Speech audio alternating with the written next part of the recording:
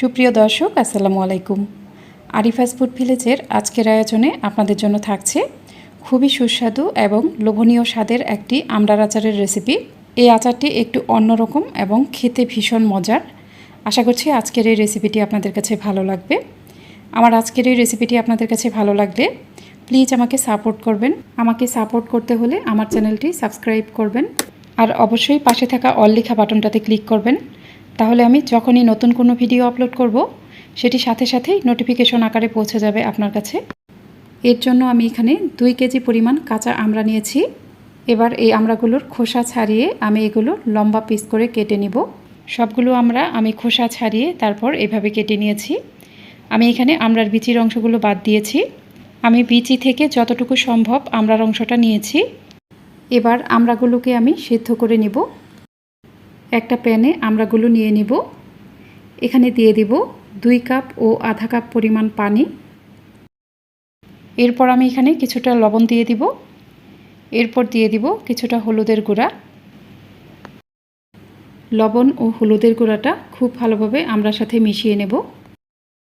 প্যানটা ঢেকে দিব এবং আমড়াগুলো সেদ্ধ হয়ে যাওয়া পর্যন্ত অপেক্ষা করব। আমড়াগুলো সেদ্ধ হতে থাক, এই ফাঁকে আমরা আচারের জন্য একটা মশলা রেডি করে নিব। একটা প্লেটে আমি 10-12টি শুকনা মরিচ নিয়েছি। এবার এখানে দিয়ে দিব 1 টেবিল চামচ পরিমাণ 5 ফোড়ন, দিয়ে দিব 1 টেবিল চামচ পরিমাণ মিষ্টি জিরা অথবা মৌরি, দিয়ে দিব 1 টেবিল চামচ পরিমাণ আস্ত জিরা, এরপর দিয়ে দিব 1 টেবিল চামচ পরিমাণ আস্ত ধনিয়া। এই মশলাগুলো আমি শুকনো তাওয়ায় ভালোভাবে টেলে নিব। মশলা থেকে যখন খুব সুন্দর একটা সুঘ্রাণ বের হবে তখন আমি এটা নামিয়ে নিব। এরপর মশলাগুলো ঠান্ডা হয়ে যাওয়ার পর আমি এগুলো ব্লেন্ডারে গুঁড়া করে নিব। এদিকে আমার আমড়াগুলো পুরোপুরি সেদ্ধ হয়ে গেছে। আমি ঢাকনাটা খুলে নিব। দেখুন আমড়াগুলো কিন্তু খুব ভালোভাবে সেদ্ধ হয়ে গেছে। আমি একটা ডাল ঘুটনির সাহায্যে আমড়াগুলোকে এইভাবে ম্যাশ করে নিব। আমড়াগুলোকে আমি খুব ভালোভাবে ম্যাশ করে নিয়েছি। এই ম্যাশ করা আমড়াটাকে আমি পুরোপুরি ঠান্ডা করে নিব। ঠান্ডা হয়ে যাওয়ার পর আমি ম্যাশ করা আমড়াটা একটা মেজারমেন্ট কাপের সাহায্যে মেপে নিব। এরপর আমি আচার বানাতে চলে যাব। একটা প্যানে দিয়ে দিব 1 কাপ পরিমাণ সরিষার তেল। তেলটা গরম হয়ে গেলে আমি এখানে ম্যাশ করা আমড়াটা দিয়ে দিব। আমড়াটাকে আমি তেলের সাথে কিছুক্ষণ ভালোভাবে ভেজে নেব। আমড়াটাকে তেলের সাথে কিছুক্ষণ ভালোভাবে ভেজে নেওয়ার পর আমি এখানে 1 টেবিল চামচ পরিমাণ মরিচের গুঁড়া দিয়ে দিব।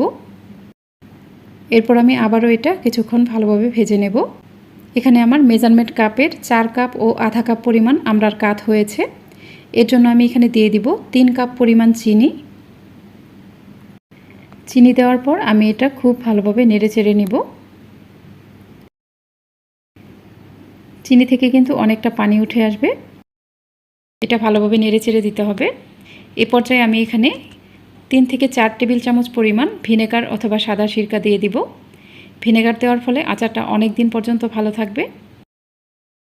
ভালোভাবে নেড়ে নিব এবং এখানে আমি কিছুটা লবণ দিয়ে দিব। এ পর্যায়ে আচারটা কিন্তু অনবরত নাড়তে থাকতে হবে, নাহলে কিন্তু এটা নিচে লেগে যেতে পারে। আচারটা যখন অনেকটা ঘন হয়ে যাবে তখন আমি এখানে যে মশলাটা তেলে গুঁড়া করে নিয়েছিলাম সেটা দিয়ে দিব। এখানে আমি সম্পূর্ণ মশলাটাই দিয়ে দিব। আচারের সাথে মশলাটা খুব ভালোভাবে নেড়ে চেড়ে মিশিয়ে নেব। খেয়াল রাখবেন কোনোভাবেই যেন আচারে পোড়া লেগে না যায়। এ পর্যায়ে দিয়ে দিব প্রায় 1 চা চামচের মতো বিট লবণ। বিট লবণটাও আমি আচারের সাথে ভালোভাবে নেড়ে চেড়ে মিশিয়ে নেব। এরপর দিয়ে দিব খুবই সামান্য পরিমাণ ফুড কালার।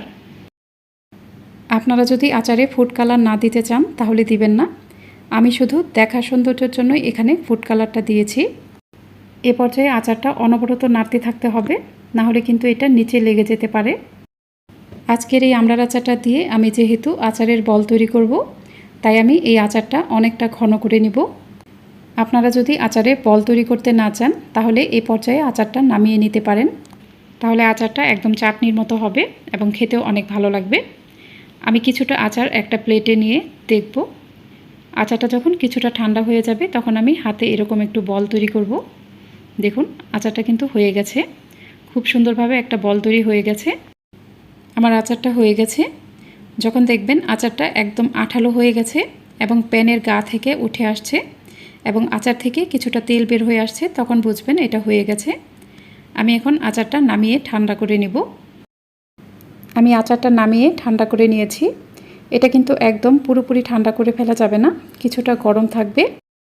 কিছুটা গরম থাকা অবস্থায় হাতে কিছুটা তেল মেখে তারপর আমি আচারের বল তৈরি করব।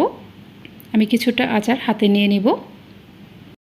দেখুন, এভাবে করে আমি আচারের বল তৈরি করব। আমি একটা বল তৈরি করে নিয়েছি, এটা আমি একটা বাটিতে নিয়ে নিব। আমি আরও একটা আচারের বল তৈরি করে আপনাদের দেখিয়ে দিব। দেখুন, হাতে কিছুটা তেল মেখে নেওয়ার ফলে কিন্তু খুব সহজেই আচারের বলগুলো তৈরি করে নেওয়া যাবে। এভাবেই আমি সবগুলো আচারের বল তৈরি করে নেব। এই আচারের বলগুলো দেখতেও যেমন সুন্দর, খেতেও কিন্তু ভীষণ মজার। আপনারা অবশ্যই এইভাবে একবার বাসায় ট্রাই করবেন। আশা করছি আজকের এই রেসিপিটিও আপনাদের সবার কাছে খুবই ভালো লেগেছে।